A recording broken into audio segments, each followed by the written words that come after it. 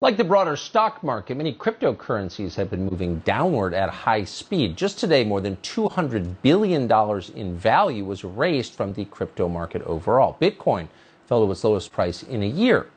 So why is this happening exactly, and should you be worried if you hold cryptocurrencies? Natalie Brunell is the host of the Coin Stories podcast. She joins us tonight to answer those questions. Natalie, thanks so much for coming on.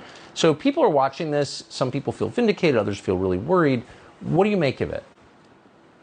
Hi, Tucker. Well, thank you so much for having me. Look, we're seeing a sell-off across the board. It feels like no one is safe right now. And I know that can be really scary for people. But at the same time, we shouldn't really be surprised because there's been so much excess added to the system. You mentioned it earlier in the newscast. I mean, the federal government has been printing trillions of dollars in the last few years. They were printing before, but it was accelerated as the result of the pandemic. And that money had to flow somewhere. It went into stocks, it went into crypto and Bitcoin, and it caused inflation. Now the government is trying to take inflation seriously. They have to try to reduce the balance sheet. They have to try to raise interest rates to make it more expensive to borrow in record debt levels. And so people are selling assets. They're selling stocks, some of those stocks going down further than Bitcoin. People are selling Bitcoin and crypto. And I want to make an important distinction here because Bitcoin is not crypto. Bitcoin is digital property, whereas Bitcoin is largely an unregulated securities market. And it's similar in some ways to the dot-com bubble of the 90s, where you saw things shoot up in value and then crash down, never to be heard from again. And I urge people caution because we saw some of those stories in the last week, whereas Bitcoin is a very young but quickly growing technology network that has the power to disrupt and revolutionize our financial system. And it was really designed to decouple money from power, which has caused so many of the problems that exist in society. It is growing very, very quickly. And I think we might see some more short-term pain, but in the long run, I think it's going to be a winner.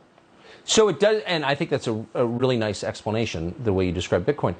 But the idea was that it would be decoupled from fluctuations in the equities market, but it seems correlated with the equities market. Do you expect that to change over time? I do expect that to change. And look, right now, Bitcoin has largely existed in a QE environment where the government is printing money. Right. It has been the beneficiary of that, so it does come down. But you know what? In previous drawdowns, it's come down even further, the 80–90% range. We are not there yet. Could we see it?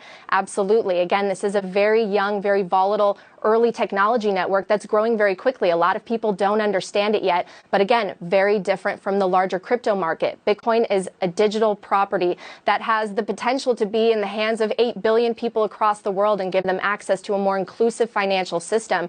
And I think it's important to remember that because, as you mentioned in the show, with all this money printing, we've created a system of debt that has crushed savers, and it's benefited the people at the top. It's socialized losses and privatized gains. And now we have a country that's polarized and frustrated because people feel left behind. Yes, so nicely put. I'm glad you came on tonight. Thank you very much. Good to see you. Thank you for having me. Natalie Brunell, thank you.